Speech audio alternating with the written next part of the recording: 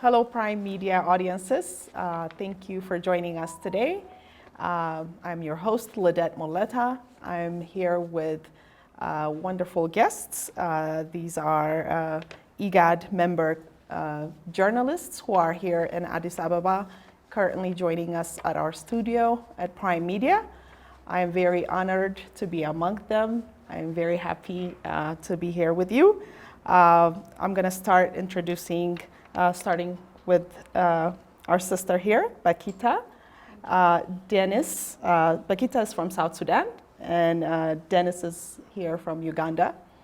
And then John is here joining us from Kenya. And Daniel, he's here from Uganda. I'm actually going to let them introduce themselves and kind of tell us why they're here in Addis or in Ethiopia in general. And we're just going to have informal discussion about everything that's going on, to why they're here, and how we would like to host them in Ethiopia and what they've been seeing so far since they've been here. Okay, Bakita, do you want to start? Definitely, I'm the only lady among the gentlemen, so I could start. Yes, well, my name is Bakita Kundik. I'm from South Sudan. I work for SSBC, that is South Sudan Broadcasting Corporation.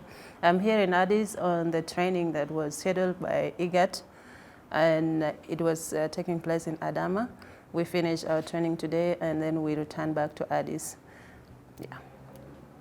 I'm Dennis Igor. I'm a journalist. I work for Uganda Broadcasting Corporation, which is a national broadcaster, So, yes, we're here for training. We've been in Adama, which is about 100 kilometers from here, 90 kilometers, for training that was tackling issues of conflict, the role of the media in conflict situations. And we've been here, and I think for us it was a great opportunity, because we came at the right time, because we have used Ethiopia as a case study in the whole issues of conflict. And thank you for hosting us. All right. My name is John Jacob Kuria. I'm from Kenya, a member state of the IGAD, and I work for the Kenya Broadcasting Corporation. It's the state broadcaster in Kenya. And I work there as a news anchor and a news reporter. We came here for the training, like my colleagues have said. Much more to know much about, peace and resolution of conflicts.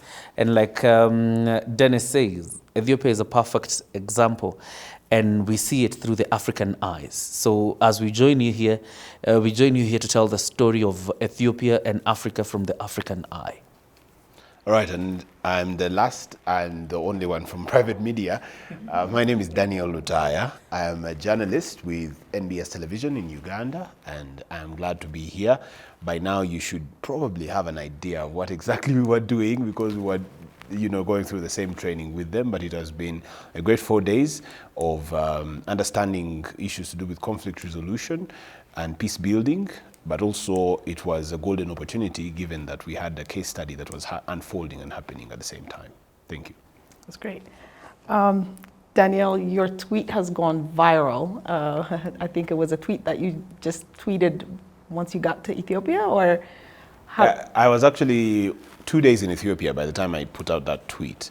But as a journalist, you'd like to analyze before you can put out anything. You have to be sure whatever you're putting out. So when I got to Addis, I did not see a lot of security presence. No, back home in Kampala, when there's a security threat, and I think for most of the countries anywhere, you would expect to see deployment to make sure people are safe. So the stories that were being portrayed by some of the media was that Addis Ababa was under siege and bracing themselves for kind of attack from a rebel group. So when I was coming in, we were scared. Everybody was scared of coming to Ethiopia. And that is, when I got here, it was very different from what I expected to see. But then I had to wait until I got to Adama, because I knew Adama is a little bit farther away from town. So if there is a conflict, if anybody has surrounded Ethiopia, if anybody has surrounded Addis Ababa otherwise, between Addis Ababa and Adama, I should find some military. But I didn't. And that's why when I got to Adama, that's when I posted the tweet and said, well, this is what I saw. this is what happened, and this is what I've actually seen on ground. So for me, it was just plain journalism. I came, I saw, I wrote. That's it. Great. It's you know, you said it already that Ethiopia is such a case study currently for what you're training for. What are the things that, you know, as a journalist for all of you, where do you get information from? The conflict in Ethiopia has been happening for about a year now. So until you're actually on the ground, you know, what kind of media resources or where do you rely to find out information about other countries, especially IGAD countries? Oh, that's a broad question though, because as the IGAD member states, we have different platforms and different media houses, as the prime media is here doing its work to make sure that it puts out the right information. As my brother Lutai just said earlier on, it's about facts. So if I have my sister from prime media, it could be a source of news. And now the fact that we are here in Addis Ababa, the case study, it is an opportunity for us to get the facts by ourselves compared to the international media houses that are putting out something that is different from the facts. Yeah, that is from my perspective. Okay, if I'm to take from her, I think the sources of news, okay, if you look at the context of not necessarily Ethiopia, but what is taking place across Africa, because you realize there are very many conflicts in Africa. It's not only here where issues are coming out, but lately the trend has changed. You know, in the past you rely so much on international media. They have the resources, they can have their satellites flying up there, thousands and thousands of feet. So they'll relay information to us from the way they want it to be, you know. But lately we have journalists, I call them citizen journalists, journalists. Some of us have social media handles, like I have a Twitter account, and I also did the same. I think I followed the lead and I went viral like him. And I think now we are relying so much on, like for example, Twitter, a little bit of Facebook, so much, okay, a little bit of Facebook. I say Twitter is the number one. But the challenge that is coming out is that you can't verify, you know, the news that comes in, because human beings are so reactionary. You know, sometimes you pick this, like instantly, I've seen it even in our media houses, in the newsroom, and they tell you an accident has occurred such and such a place. 100 people have died. Like the other day, I had some people have died, 30 on the River Nile. Honestly, I tried to look through and didn't get anything. It was on Twitter, people wondering what has happened. So I think we are looking so much into the social media to get news, but there's something that is lacking is fact checking. And you know, if you don't do that, there's a lot of the information that is coming through sometimes has the potential of causing probably chaos or mayhem, because if you get to know that this is happening this side, pick up this and defend your country, you know, instantly you think, okay, fine, it's time to go offensive or go defensive, depending on which side you belong.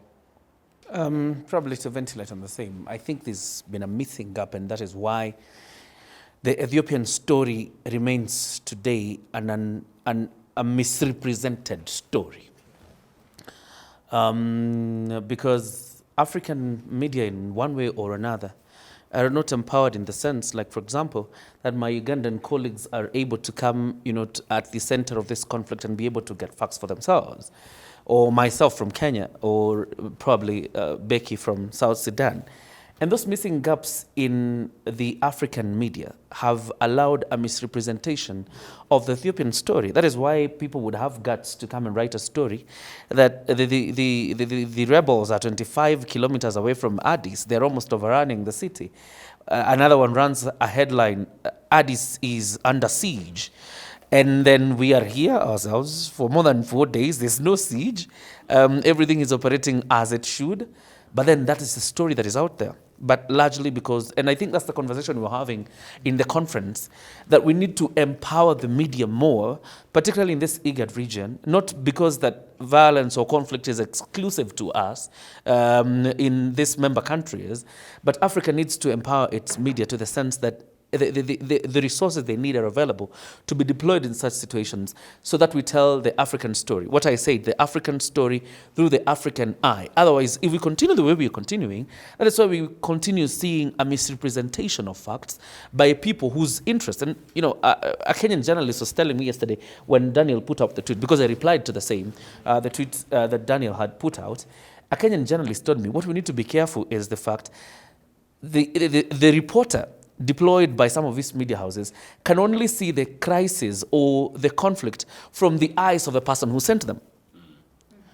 So if that media house or the owners of that media house have an agenda in Ethiopia, they can only see the facts from the eyes of a person who deployed them. So they are not interested in fact. They are not interested in objectivity. They're not interested in how the conflict is coming up. They're only interested in seeing the conflict from the eyes of a person who sent them. So how about us who are generally concerned with this conflict? Because we are neighbors of Ethiopia, you know, from down here, from up here. We are the neighbors of Ethiopia. We can't afford to see the conflict from Addis under siege. We can't afford to see the conflict from the rebels are advancing towards Addis Ababa. We must see the conflict from a situation where these are our brothers and sisters in this conflict, and it is in our interest that this conflict is resolved as quickly as possible. Yeah. Yeah, I think, and we have reiterated this and also written it in our resolutions during the conference in Adama, that the African solutions to African problems need also to be told by African media, because we understand these conflicts on an African perspective. The other day, the United States Capitol was under siege and by supporters of Donald Trump. And whereas in the United States it was a very big story, and, you know, protesters outside the Capitol, which is the equivalent of a parliament in Africa, for us Africans, we are looking at that like Tuesday news item. You know, riots, protests in the city, people, you know, it was something that we looked at as something that happens on a day-to-day. So it is important for us, the Africans, to tell the stories, because whereas somebody sitting somewhere else who is not on the continent may think something is overblown and very big, on an African standpoint, it could be something very minute and something that can be resolved with African solutions, but also with African media. So the reason why I did what I did with the tweet was because I am a journalist. It is as simple and plain as that. As a journalist, you have to go on the ground and report the story, the facts as they come in, as you see them. So you cannot afford to be a journalist who is an armchair journalist who sits. I could not have written what I wrote if I was in Kampala, because in Kampala what we were seeing was on international media, on TV.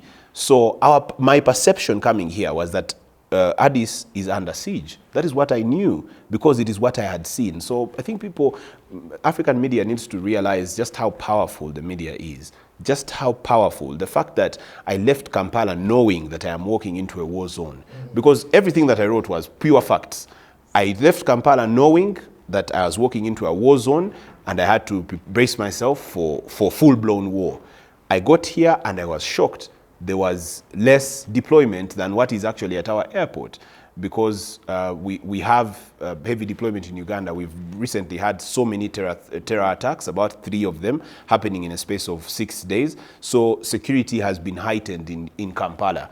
And it is a fact that because of that, I wrote another fact that there is actually more security deployment in Kampala right now than in Addis Ababa, and that is a fact on the ground. So the media, the reason why we got into this job was to tell facts. It does not serve anybody's interest if you do not tell the facts, because whatever facts we tell are what the international community is going to be basing on, are what investors are going to be basing on to come here, are what tourists are going to be basing on to come to our countries. Everything, the economy, the trade, nobody no Ugandan trader will want to come and trade in Ethiopia if the stories that they're seeing about Ethiopia are that it is under siege. If indeed the city is under siege, then journalists should be able to write that. But if the city is actually not under siege, a journalist needs to write and say it is not under siege. And that's our call to duty as journalists. And probably to add to the same, my call to African governments is to open up the channels of communication, in that this information is easily accessible to these media houses, in that when you want to report, there's an authority from government that is able to give a true account of the issue. In the sense that, for example, if IGAD had not organized this meeting, probably would also be believing the stories being Yes, churned out. exactly, like the way we were told. About Addis being unsafe. But we are here, we've come here, we've been able to see for ourselves that Addis is safe. So I think it's also possible, it is also advisable that African governments also open up channels of communication, in that if there's anything I need from Uganda, for example, there's a government minister that I can call in Uganda and they will tell me this is what is happening on the ground. If Daniel needs anything in Kenya, probably I just need to connect him with to the the Minister for minister. ICT in Kenya, and they're able to get a true account Yes. of issues happening there, so that the stories are told fairly and accurately. Yeah. I also pick it from him, and I think there is a famous Swahili saying, okay, I've talked to a couple of, I've attended so many of these lectures, and it's a catchphrase that is related to our profession. It's about the journalists being the mirror of the society. No, wanahabari ni kioo cha jamii. That means we are the mirror of the society. Because I've been to Kenya so many times, and I know how Kenyans value news.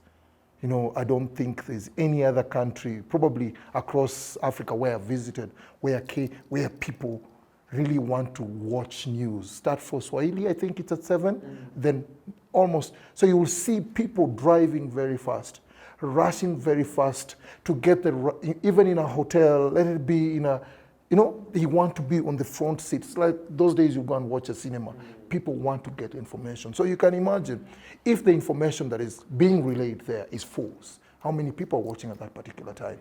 And this is the perspective I've always talked about, even on the issue of advertisement, why you think Kenya's advertisement during the prime time is very costly, it's very expensive. It's because at that particular time, you are assured of more than 10 million people watching the product. So you see that. So us as the mirror of the society, we have a very big responsibility. And I think quite often media houses work in isolation. But as just like IGAD is there, which has brought about 8 member countries, I think we also need to have journalists under the same arrangement, whereby we share information and we can always do some form of troubleshooting, because if we let someone else take it up and run away with it, so at the end of the day, things like the way you remember the Arab, whatever it's called, Spring. Arab Revolution, The Arab where Spring. there was a prediction that it will sweep the entire continent, even to countries that are probably not Arab. So I think our responsibility, we cannot underestimate it. And we've learned a lot the short time we have been here. And I think from here, we are also going to be agents of change, you know, using the platforms that we subscribe to, and as well as the mainstream media. And I think Africa also, I'm a Pan-Africanist. If you look at my Twitter handle, Diesel, I look at it like, even as countries compete to the Western world, whatever, Asia, they have gone up there and we have their stringers and everyone here. I think Africa also needs to have something up there, you know, so that we have a channel that Africans can subscribe to. I'm very willing to give them content for free, you know, as long as that content is beneficial to those who are watching it. Yeah.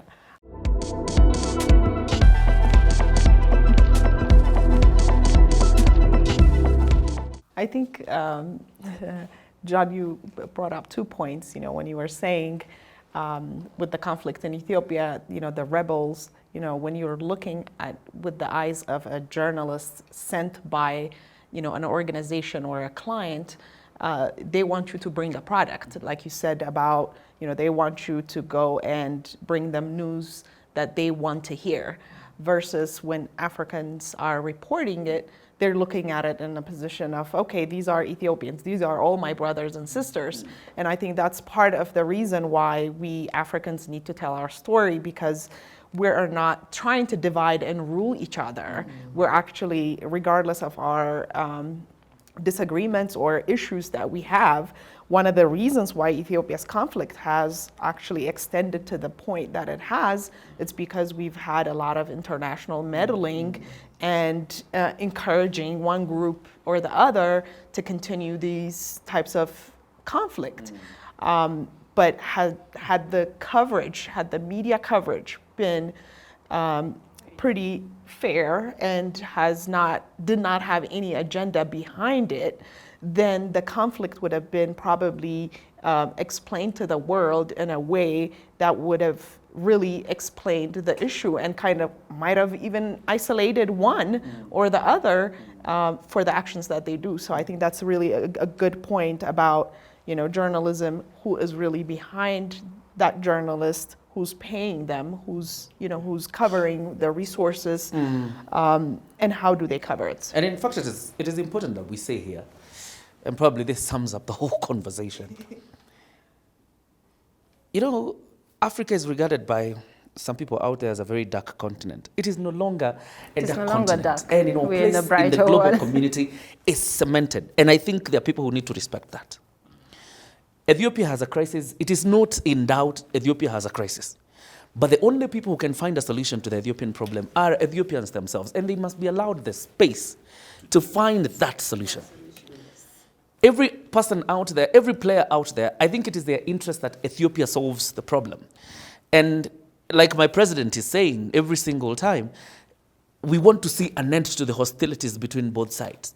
But the solution will only emanate from Ethiopia. And look, there is media out there that still thinks we are a bush continent. People who don't have their own ideas. People who cannot do things on their own. That was then when you used to see things from such a lens.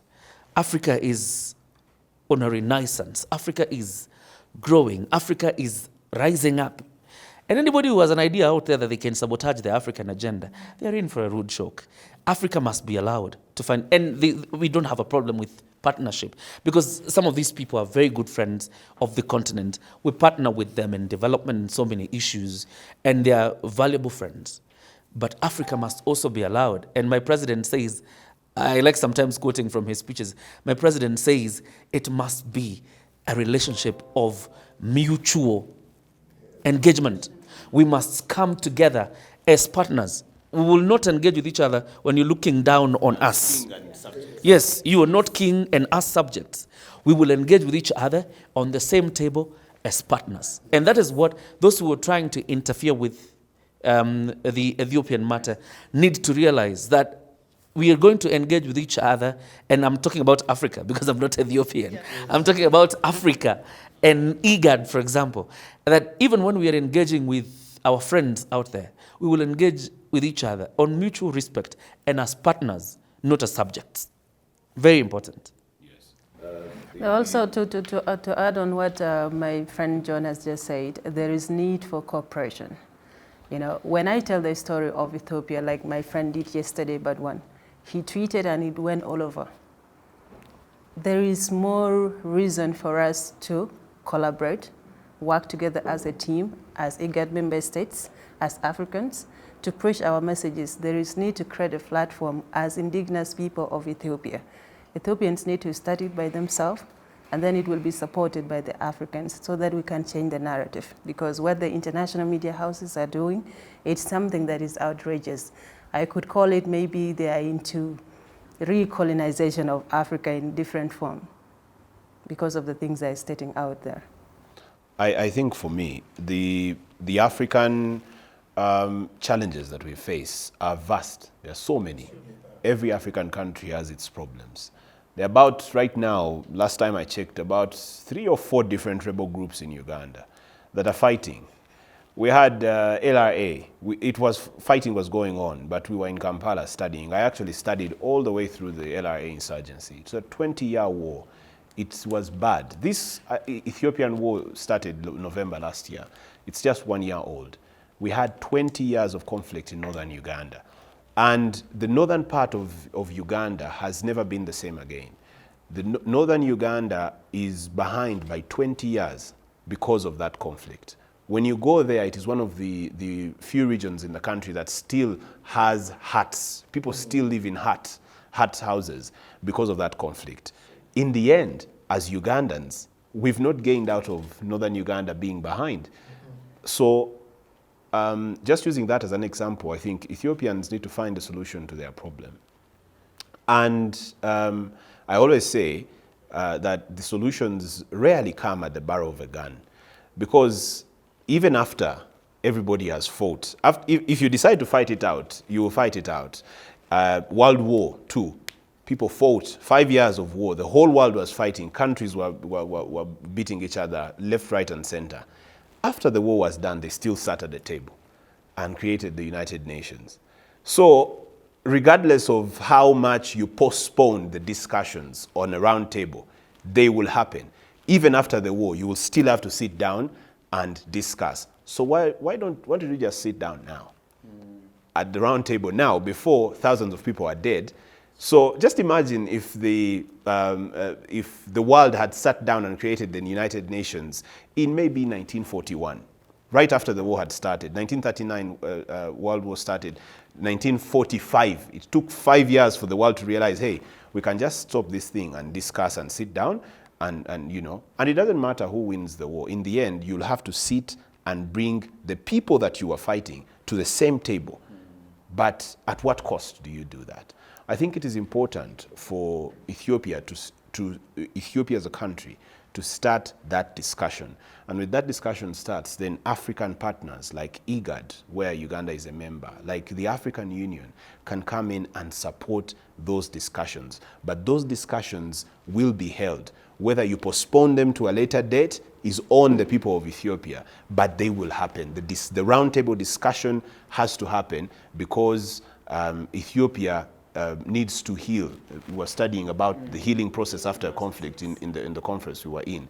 Ethiopia will need to heal, and the only way to heal is to have those discussions. They are important, and they need to be started by Ethiopians themselves, and Africans will support, because the beauty about Africa and the kind of situation Ethiopia is in is that more African countries have gone through a situation like Ethiopia's right now than any other place in the world.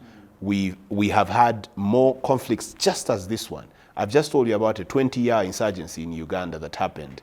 So Uganda is in a much better place to facilitate discussions with Ethiopia and that kind of insurgency. Kenya, they also have their insurgency. In South Sudan, 2013 the youngest country, and 2016, it was they have also had conflicts. They have managed to resolve them at a round table. All these things have never been solved at the barrel of a gun. I think the one point that you mentioned about having outside international interference, I think national dialogue in Ethiopia has already been talked about, to actually have a sit down and discussion amongst opposition groups or different parts of Ethiopia. But I think one of the main issues that Ethiopia is facing is that those talks need not to be arranged or needs not to be dictated by outside force. And I think that's part of the reason I don't think there is any Ethiopian leader or Ethiopians in general who don't want this to be over. Everyone is ready for this to be over because like you mentioned, we are, as African, I'm a Pan-African myself, and I feel like the time is now for Africans to actually elevate themselves into something higher rather than rebel fights and, issues causing humanitarian problems for ourselves. So I think everyone wants that conversation, but those conversations actually happen when the people, the citizens within push for it and not for other international meddling to say, if you don't do this by today, then you're losing, X, Y, and Z because you're now dictating it. I think one of the, anyone would like to tell us about IGAD's journalists? Has this program been around since IGAD started, or has it been something new with journalists?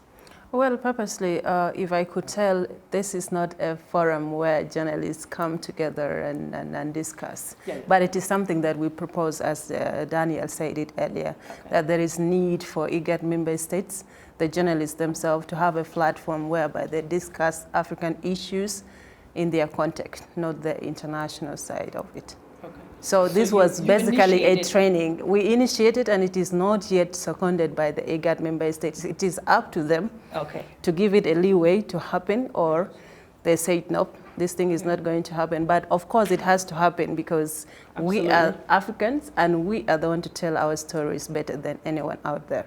Okay.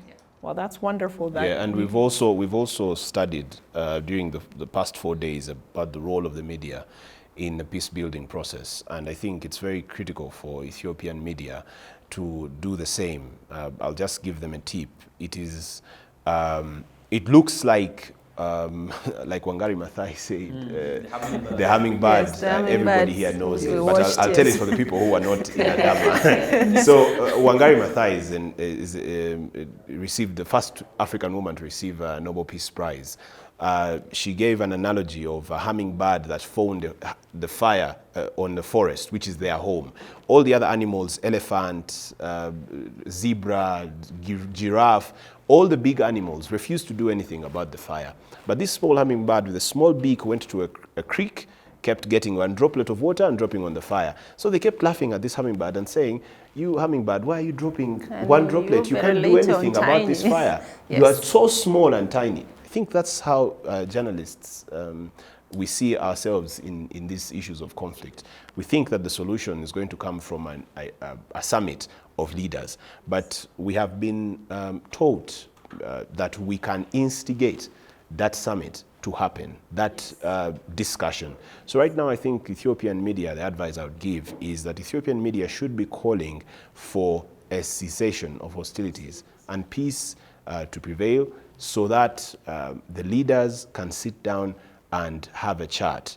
If the chatter if bullets are flying, but even on social media and the media, there's propaganda this side and there's propaganda this side, it just keeps fanning the flames. And we were given a very vivid example of Kenya's 2008 election, post-election violence, where yes. all the media in Kenya sat down and said, we are going to end this.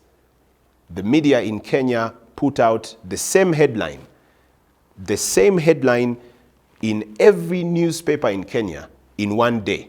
So, whereas the people were divided, everybody liked, maybe somebody likes Prime Media, another one likes Daniel Media, another one likes Sigoa Media, so they go pick the newspapers that they want. But on that particular day, every newspaper had the same cover photo and the same headline. And the headline was, Save Kenya. Or let's give peace a chance, or something Yes. like that. Yeah. Everybody in Kenya on that day realized that, you know what, if these media that we thought are competing for reasons regarding economics, they are competing for better news yes, and for the better news. They are attention. always competing Yes. with each other. For our eyeballs have Yes. decided to say, guys, let's end this. It is important that the Ethiopian media, and they have the power, we are the hummingbird, very powerful. We look at ourselves as a very small thing, but we are very powerful as media, and it is possible for the media in Ethiopia to actually end this. As we said, of course, African solutions to African problems. The media that will instigate a discussion around Ethiopian conflict is not going to come from Kampala, it's not going to come from New York or London or Moscow, it's going to come from Ethiopia, and if you start it, our only pledge is that we will support. Yeah. And to add on that, you know, South Sudan has been in conflict for over the years. 2013, it was crazy. 2016, it was crazy.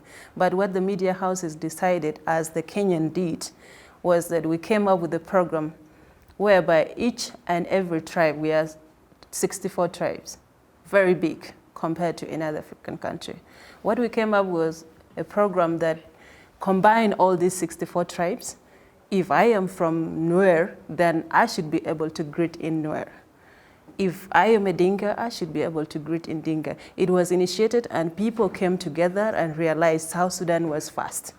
Before anything else, your country first. So the same thing could be translated into Ethiopia. Ethiopia first before any other ethnic line or the war that is going on. Yeah.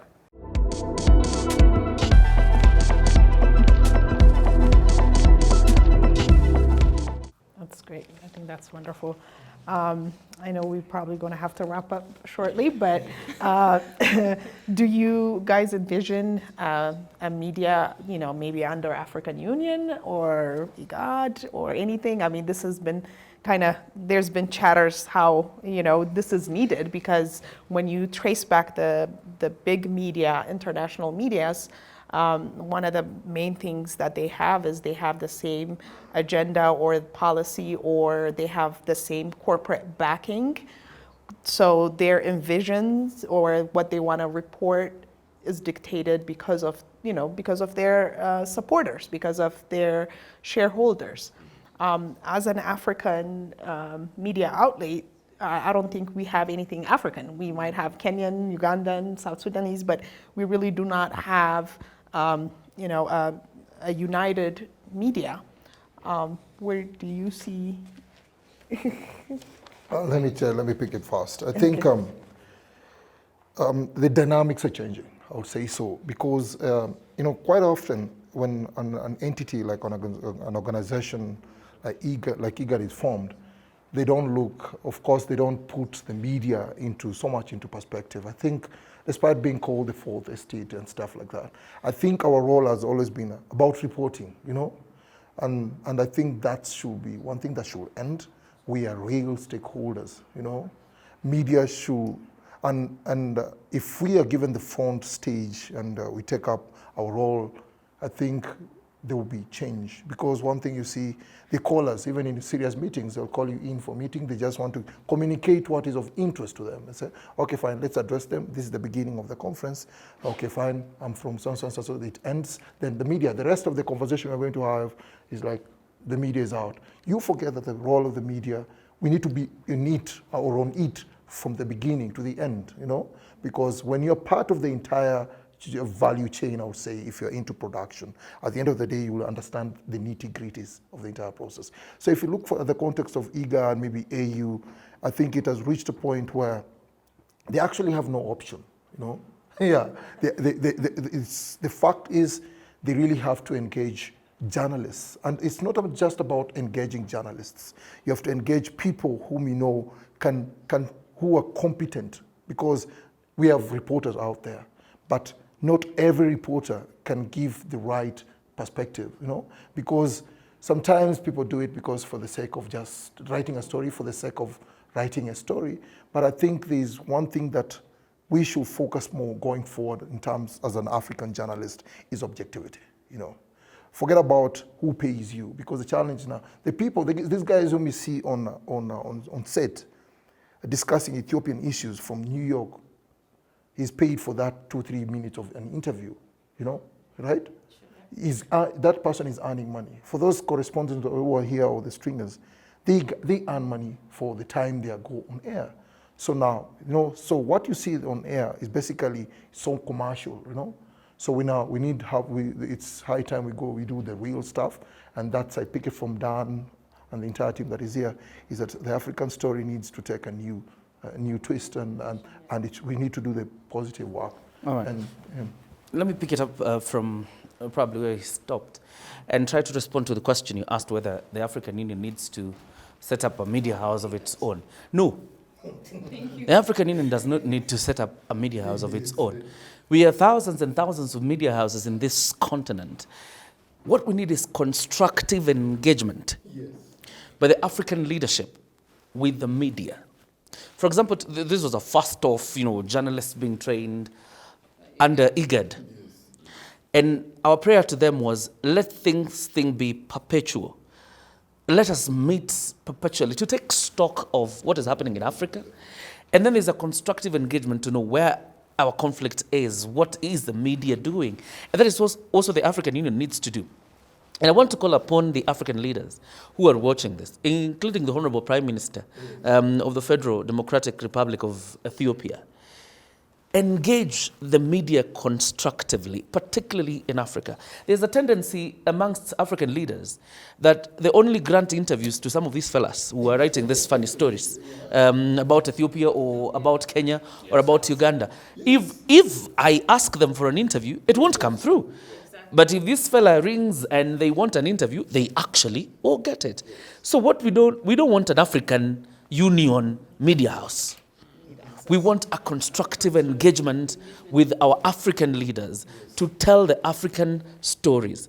And we don't want access to them so that every time, if I need to see Prime Minister Abiy, I'll be knocking at his palace outside here because I have other jobs to do. Yeah? Or if I need President Uhuru Kenyatta, I just show up at State House and I want to interview the President. But we are asking, in terms of when there are these conflicts, and not just when there's conflict, when there's a national issue or an important regional issue that needs to be explained to the public, it is important the media is engaged constructively. It is not fair. The only time journalists will meet is when the African Union heads are congregating in Addis Ababa because of the extraordinary summit of African leaders. It is important that there's a perpetual and, a deliberate, very deliberate, intentional engagement with the media. That way, what is being churned in South Sudan, what is being churned in Uganda, what is being churned in Kenya, Djibouti, Somalia, even in Chad, French-speaking nations, the agenda, the African agenda will be the same. Constructive engagement, African journalists telling the African story. Yes, it is important. And I have hope that the conflict will end.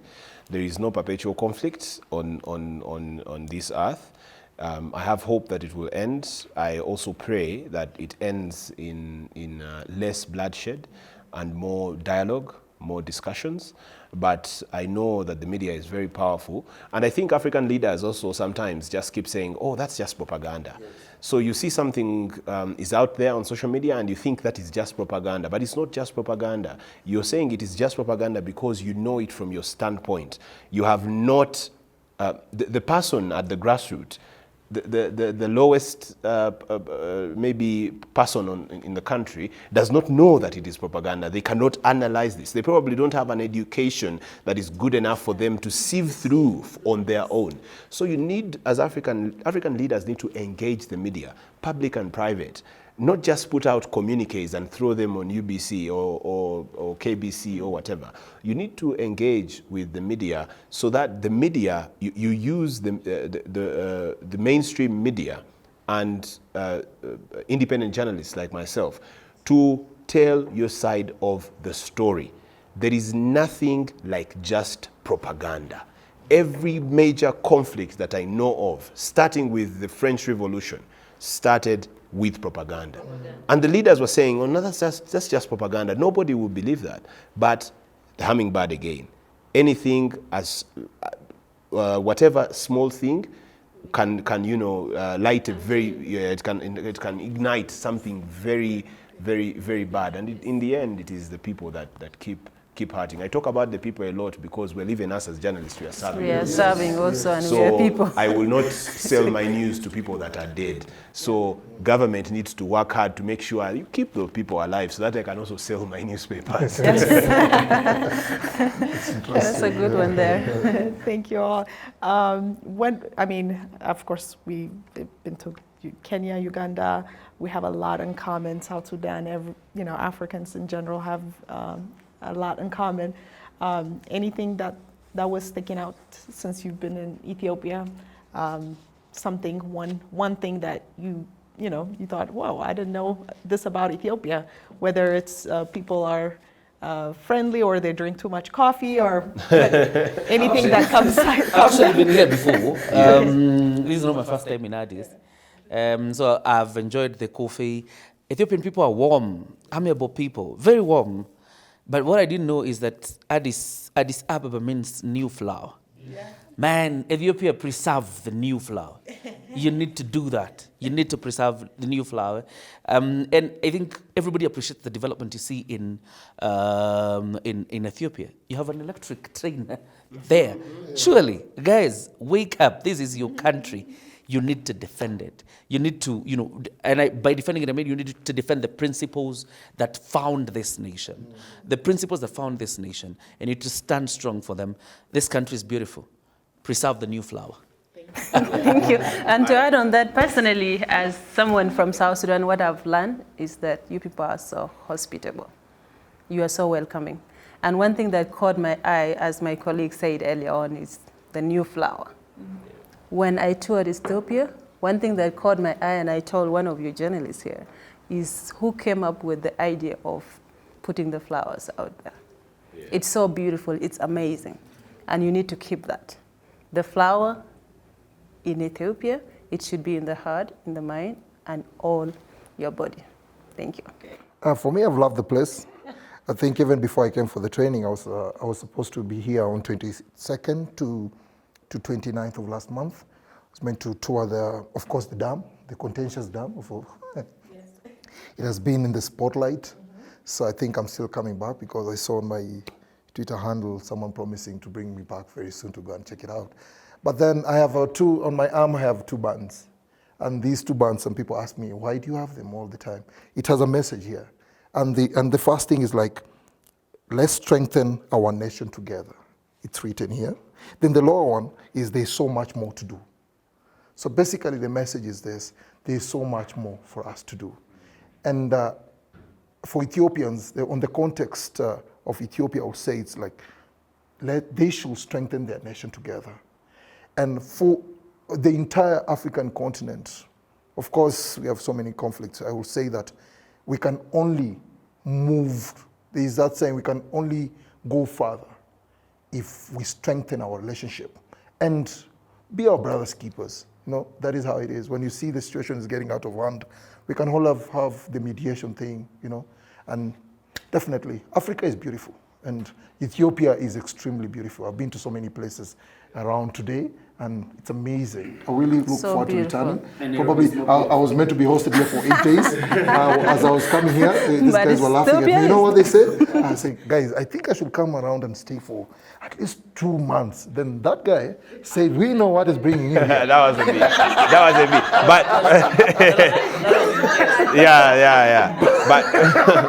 But I am also glad. I'm also glad that I managed to come to. This is my first time. It's my first time being in Ethiopia, and one of the things I've liked really is first of all, it's quite cold. It's quite cool. It's cooler than Kampala. Ethiopians will, when I say cold, Ethiopians will think I'm just bluffing, but Kampala is really hot. So the weather you have here is cool, and it's okay. It's good. It's a mixture. I'm not used to that kind of cold, but it's good. But also, there's public transport is really organized. Very well, public transport. When you come to Kampala, we'll talk about those things a little bit later. We have an issue with public transport, and coming from such a city, seeing this gives me hope that maybe our public transport problem could be solved. See, we also have problems in Uganda. We all have problems. We all have problems. One of the things actually that attracted me when I was in Kampala is one thing that we don't have in Ethiopia is the street food. Chicken everywhere being made, and I was like, wow, we don't have that in Ethiopia.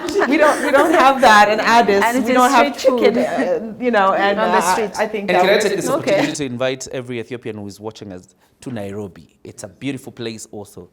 Come and see Nairobi. And Masai Mara, you too. Yes. You need to come. And right after, need to come to Juba, right after Nairobi Juba is and the beautiful Juba, and the young everybody one. should come and also visit Kampala. No. Yes. All the Ethiopians need to come to Juba because it is the heart of business right now. The young nation with flourishing business ideas, business opportunities. So come to good Juba. inviting Of course. people, because the news that comes out of South Sudan, sometimes you have to think twice. They need to, people need to come and see by themselves because Juba is peaceful. We are also facing the same problem. People will tell me, what, it is a war zone. I can't go to South Sudan. But no, that's you invited the difference. me. I've coming. invited you. Thank you. I'm coming. And I will probably say salam lish to all Ethiopian out there. And I'm willing to learn your language. Thank you. Okay, our audiences, this was our discussion. Journalists from IGAD Member States joining me here on Prime Media. I feel so honored and grateful, and thank you all for watching this segment. Thank you.